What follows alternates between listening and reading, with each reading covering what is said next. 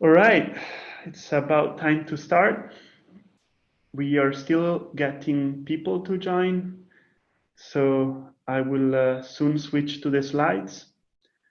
As you can see, we have here a tag cloud that you can use to type in the city that you're currently at, and you can do that at slido.com and add P325 in the code.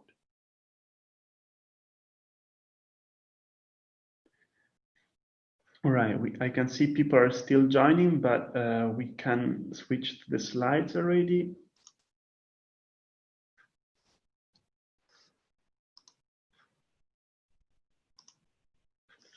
Okay, it's 10:02 here in Berlin. Welcome to the Virtual Data Science Learnathon from raw data to deployment. Today, myself, Paolo Tamagnini, and Kathrin, Melcher, and Vincenzo. Kathrin, Vincenzo, please turn on your camera and say hi. And yeah, we actually are here to present you this Knime Learnathon. And this Learnathon will take you through the functionality of Knime software to perform data science. I myself a data scientist and I'm in the evangelism team. Vincenzo, if you want to introduce yourself. Hi, everyone. Hi, my name is Vincenzo Tursi, and I work as partner manager here at Knime. Okay, then I continue. Hello, everyone. My name is Kathrin, and I'm also part of the evangelism team like Paolo. All right. So Vincenzo, Kathrin, and I will bring you through the different groups and that you might already have read in the description of the workshop. But before we do so, we need to give you an introduction of Knime and also a bit of slides to introduce you to the workshop. So you will have plenty of time to talk to Vincenzo and Kathrin later, right? So let's now start with an introduction of Knime. And I think the best way to do this, I must say that this is the first English virtual Learnathon we do, but the Learnathon itself, this format, was already presented in many cities by Vincenzo, by myself, by Kathrin, and other data scientists at Knime. Just that was before the pandemic issue, so it was on site and we got to travel the world. Now things have changed a bit, and we are making this event virtual. So we're trying to make it as interactive as possible, and please forgive us if there is any technical difficulties. So the first thing we do is then to introduce you to the Knime Analytics platform. And to do that, I'll just go ahead and give you a demo by opening the tool itself. So let me open Knime. So this is Knime. And let me now reset the view so that it looks with all the default options. Hang on a second. Here we are. So as you can see, it's a desktop tool, and you can download it for free on Knime website. And with this, you're able to do any kind of data science, from accessing the data all the way to the deployment. So to show you how it works, let's just open a workflow that we can find here some basic example in our local repository. So for example, building a simple classifier. Now I'm opening this, and you can see here from the Knime Explorer, I selected a workflow, and this is open in the canvas of on the workflow bench of Knime Analytics platform. If I double click here, I can enlarge. And this is how a workflow looks like. You have this we call Knime nodes, and each of these nodes does a fundamental task of the data science process, starting from reading the data to applying some colors to different rows based on attribute, then partitioning between train and test, training a decision tree, then scoring the decision tree on data that the model has never seen before, and with a scoring node, evaluate performance. This is a different way to do data science. It's called visual programming. You are not coding and you basically are drag and drop using this visual interface. If I click here on the really top, execute all executable nodes, all the nodes will go green because data will flow through the workflow and execute each different part of the workflow. And at each given point, I can always inspect the data to see how it looks like. For example, file table, here is the data that was just imported. Then we have color manager. This is the data that is colored by a certain categorical attribute. And so on. This makes it also transparent and easier to share. But how do we build a workflow with all these types, with all these different nodes? Let's start from scratch so it's easier for everyone. So I'm going now to the Knime Explorer here, where I can access local and also remote repositories of workflows and datasets. And I can right-click and select New Knime Workflow. I can call it this whatever I want. I will call it Virtual Learnathon. So now I created a new workflow, and as you can see, this new workflow is open here in the workflow bench, but unfortunately it's empty. I mean, unfortunately it's brand new, so it's a blank sheet. We need to add some nodes. The first thing we want to do is to add some data. So how do we add some data? I'm going to select here the data. This is still in the example for repository here in your local workspace. And select a data set which is called, let me see, adult CSV. And when I can take this CSV file and just drag and drop it on the empty canvas. Now, when I do see that this is the configuration of the node, automatically sees how to read the CSV. I just need to click OK, and the node now is yellow.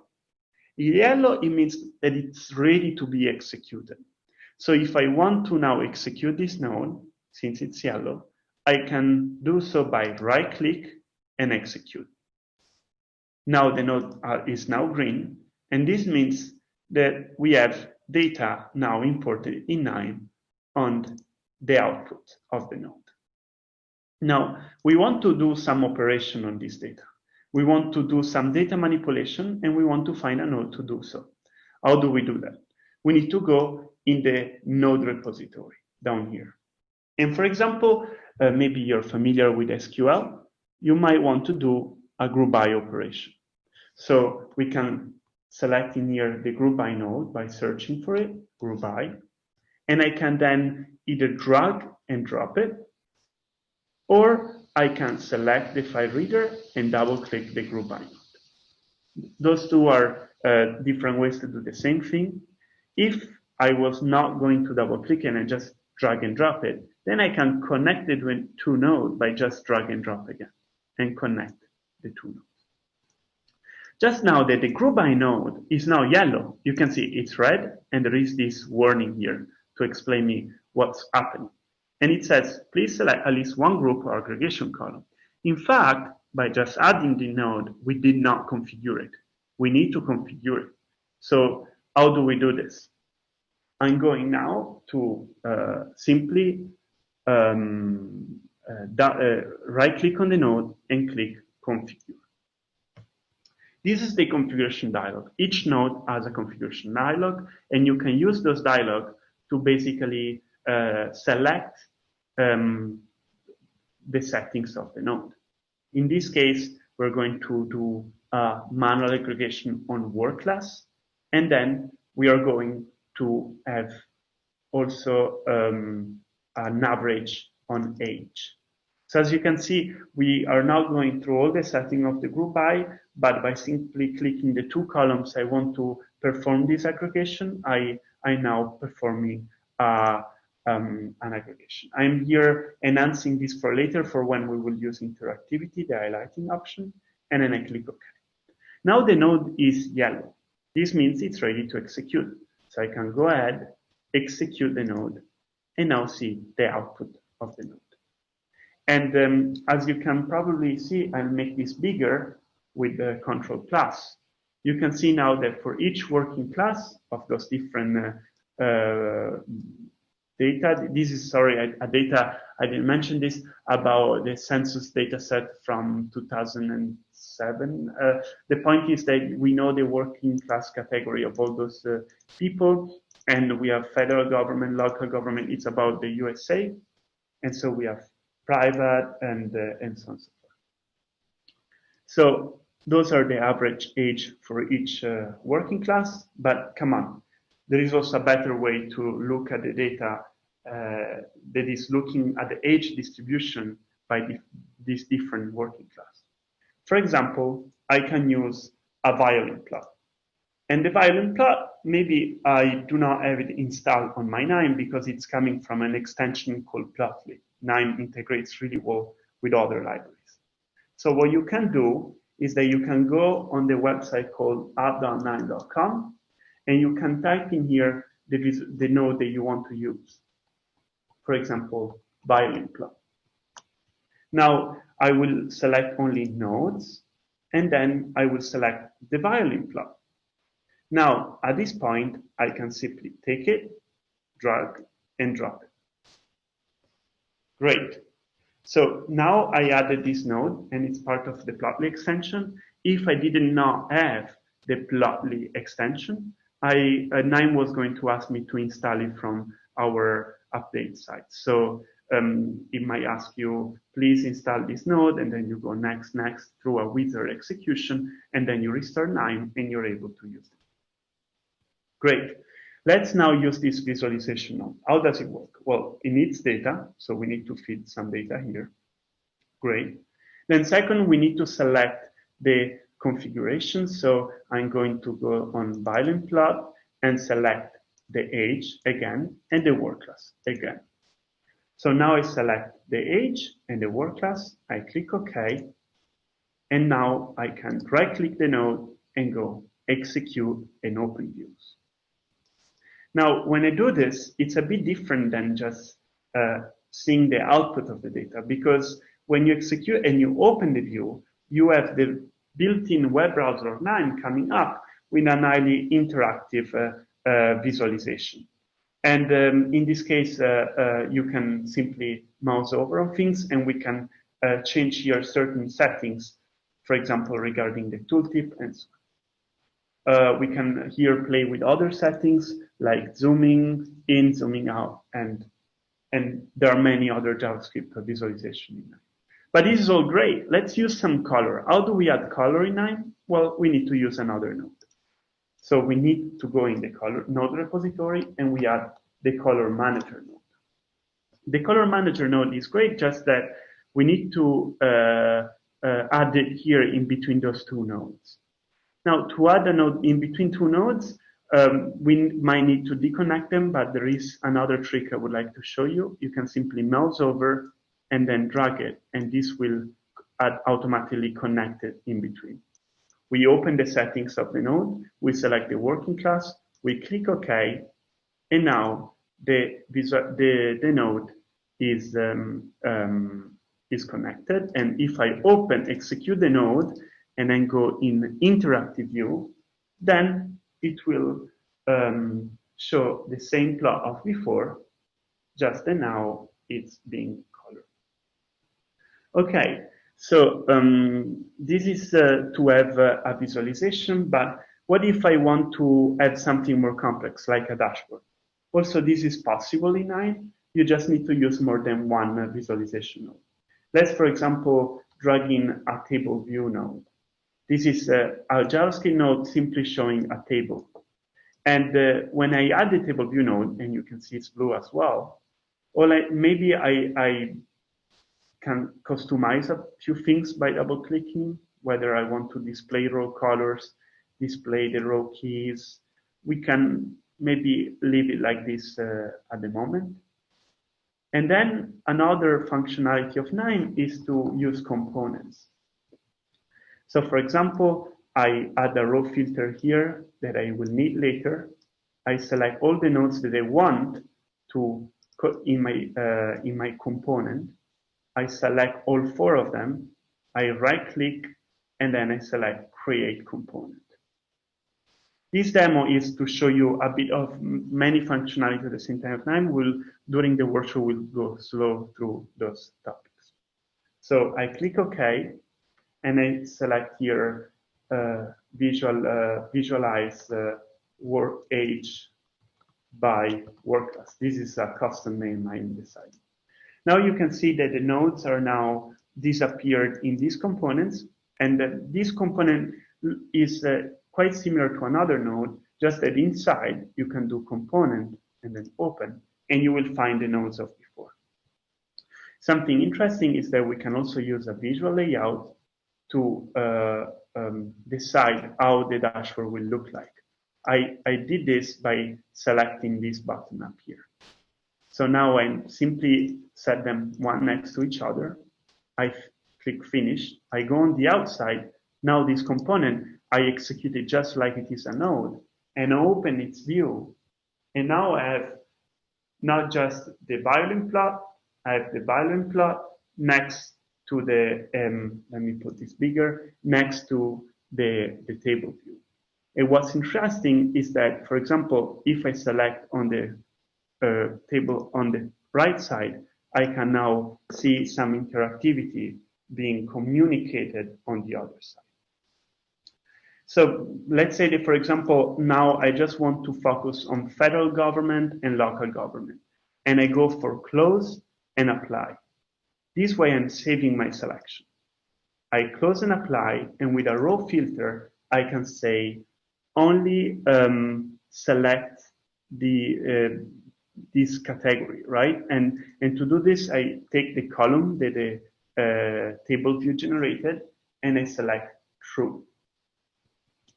When I do this, now I can see here that I have only data about those two work class, and I can add, for example, I don't know, another table view here and create another component. Why am I doing this? Because I would like to show you in a second how this can be useful when you want to show this sequence of web pages, not just to another colleague using Knime, but by pretty much anyone. So let me check a second here.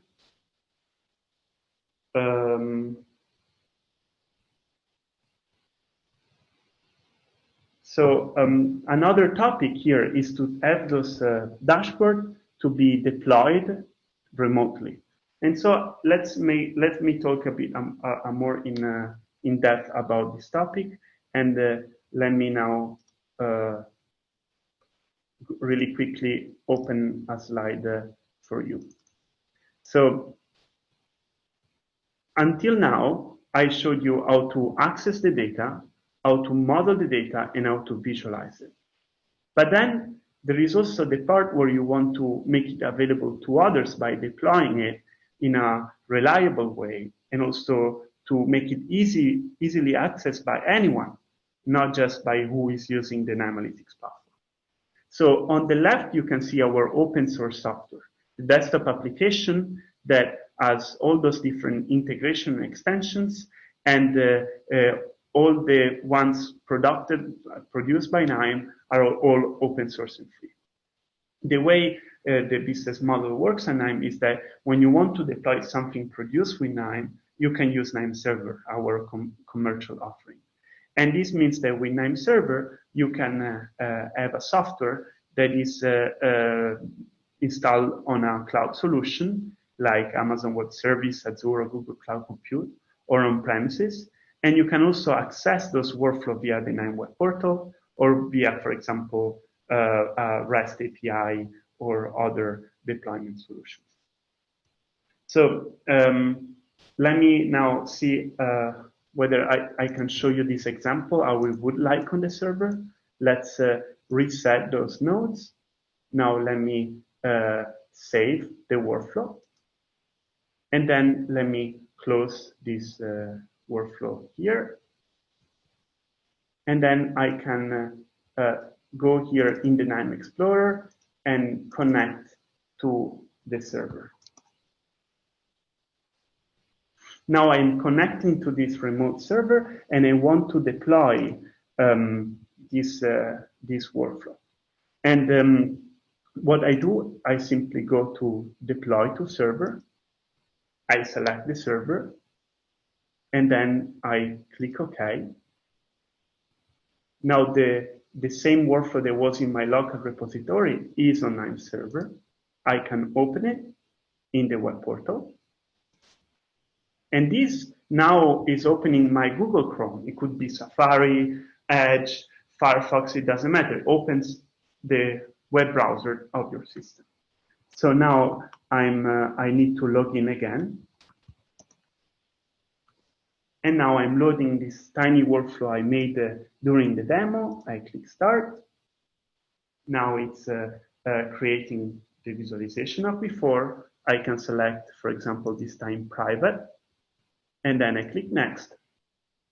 And I see this selection of only this particular class. Now, this is only an example, really simple. I made it to you, but this makes maybe some ideas in your head. Okay, so now I can create workflows, I can create dashboards, I can do whatever I want in Knime, but also I can make it available to others via this Knime web portal. And this was a quick demo. Now, other features will be explained later. There is the Knime workflow coach, which tells you which node is most likely to node after a certain node. You select the node and you have some suggestions. The outline is simply to explore the Knime workflow. The Knime console will give you information about the execution. And then there is the description where you don't know what a node does. You open the description panel, you select the node, and you can read all about the node. This description is also available on the app page of the node. Something really important about tonight is importing workflow. So you need to learn how to file and then import Knime workflow. And from here, browse through your file system to find the exercise which you can download later. Okay, so I think now for the demos, we are all covered. Let me see if in chat, yes, there are a question about recording. The recording will be available later of all groups. So do not worry about that. Let's now go through the main presentation of the workshop. Let me open the slides back again. And here we are. So, hold on a second. I'm trying to make the, all right. Oh, great. Sorry, there was the Windows toolbar was on the way. So today we need to talk about how to workshop to understand how we can go with the Knime during the data science process from raw data to deployment. And the first point of view of that, this is, yes, sure, data science. It used to be called data mining. And you have a cycle called cross-industry standardized process for data mining. And that is because before data science was called data mining, and this is a popular way to see how you build a model. And that means also a machine learning model and what today is called AI. So you have those steps you need to cover in order to do so. And the first step is to understand the business or the problem that you're trying to solve. Then you need to understand the data that you have about this problem. And then you start to prepare the data in order for the model to digest it. Then you model, then you go through each of the steps from the evaluation of the performance of the model and finally to the deployment. As you can see, when you build a model, you have all those arrows going back and forth. This is because at any point, something can go wrong and you need to go back to the previous step and rethink things and try something different. So now let's take this, this cycle and let's now unroll it, meaning let's put it as if a workflow. You have the data, the raw data in the beginning, and then we take the data preparation part, model training, all the way to the deployment. So what does this mean to go through the steps? Let's go a bit more in detail. Well, always start with some data, and then once you access the data, you need to manipulate it, you need to blend it, you need to deal with missing values, you need to deal with creating new columns from existing ones. You need to create new, also to reduce the number of columns with the statistical techniques called dimensionality reduction. You can also remove some columns that you think are not useful. You can remove rows that are totally so different from all the others that the model is just not, doesn't need to know about them. Those are called outliers. Then there is the normalization part, which changes the domain of numerical features to something more digestible for the model. For example, always between 0 and 1. And then we can partition the data in the different sets. And we'll talk about that later. The model training part is about training a model that could be not just one model. For example, one model would be neural networks or random forest, gradient boosted trees. All those models can be trained in Knime. And you can also use them together as bag of models, or we can then train many of them and select only one, or use them in an ensemble. So there are different ways where you can combine models together, rather in serials. So like we have models that take the input and make an output, and we take all those outputs and we put them together, or use that the input of a model is the output of the model before. And so we have them in series. Then the idea is that you can also use transfer learning to import an existing models. This is quite popular in deep learning. And you can also have a system to automatically train your model and deploy them.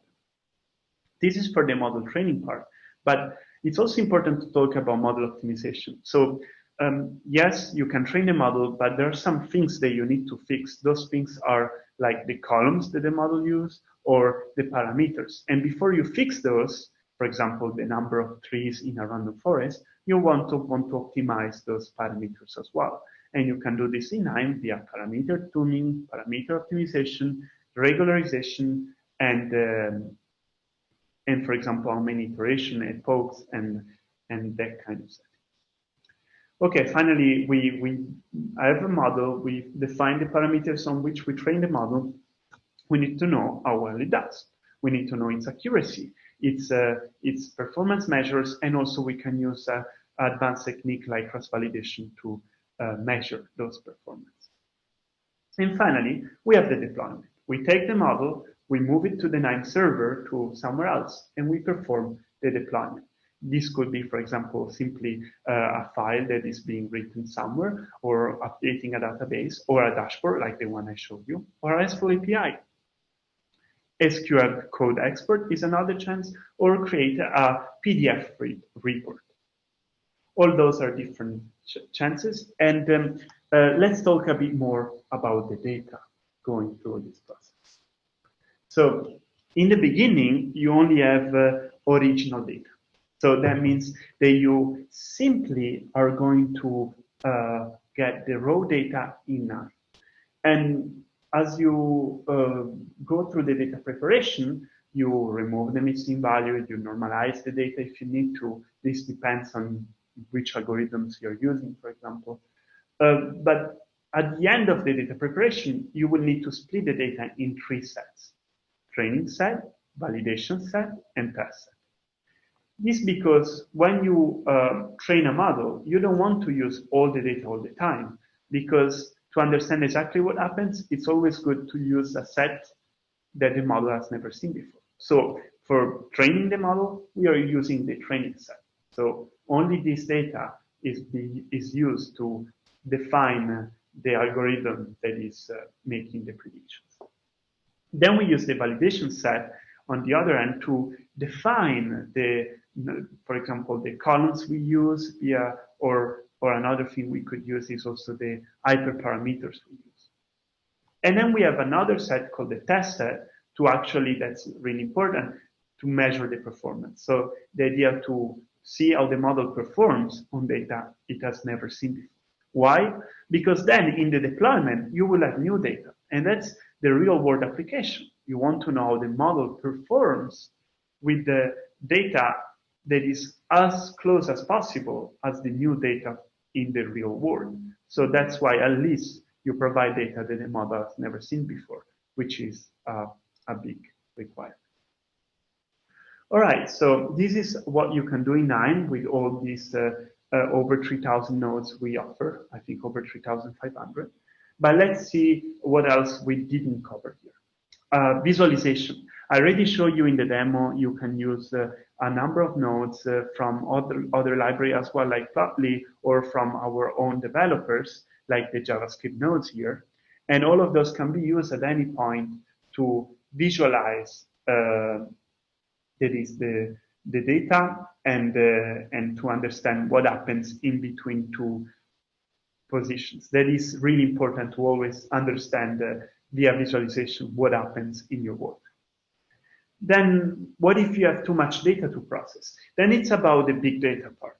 So Knime can connect to many other, to big data platforms.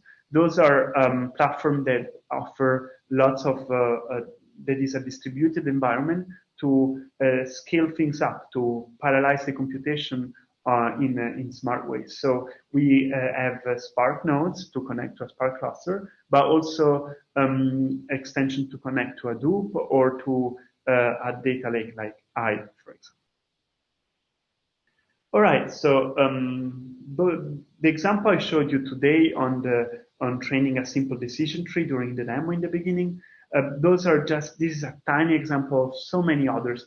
You can simply go in the example server in your Knime Explorer, select the example folder, and select in order to create, to find more examples. What's really important now that this is not anymore the only way to explore our example, there is the app. If you go on app.knime.com and you write whatever use case, machine learning model, anything you can think of, you should find an example on how to do this. And I think this is super useful to, without even opening Knime, see what Knime can do to solve your issue and what are the functionalities of all those different nodes. I use the app a lot. So go on app.knime.com and feel free to explore it. Okay, so we're coming now to the workshop of today. We are talking now about using their data set about airlines and trying to predict whether a flight is delayed or not. This is coming from statcomputing.org, is an institution in USA for statistics. We only take in data of January 2007 because there are, at least back then, there were a lot of flights flying in and out at each given day. But even just taking data from a single month might be too much. So we are only focusing on the ones departing from O'Hare Airport, which is a big hub in the USA. So that's why you see from airport ORD, that is the code that recognizes O'Hare Airport. So we want to predict whether a flight is delayed. But what is delayed? Well, this is a binary classification. We need to create this binary class. So we say that the flight is delayed if you have a departure delay that is leaving the O'Hare Airport 15 minutes later than it was supposed to be. So when the departure delay is greater than 15 minutes, it will be delayed, while it is not delayed. And based on this, we train a model able to detect this.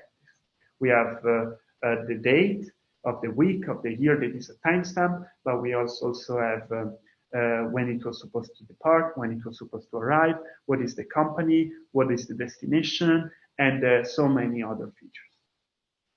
Okay, so to cover this challenge, we created 3 different groups. And all groups exercise are available on this file called learnathon_2020.kmar. And you can find this on the download link I will soon provide. The 3 different groups cover the 3 different aspects we have seen of the cycle before, right? So we start with group 1, and I would suggest this to beginners. You need to learn how to access the data, how to deal with missing values, how to deal with outliers, how to deal with creating new features and filtering only Chicago Airport, converting the timestamp to date and time. And this is the group one. So I will present the group one, but we will talk about this later. Group two. Group two is about training the model. So we have a training set, we have a test set. We do not have a validation set, but only starting with those two sets, you can train a number of different machine learning models.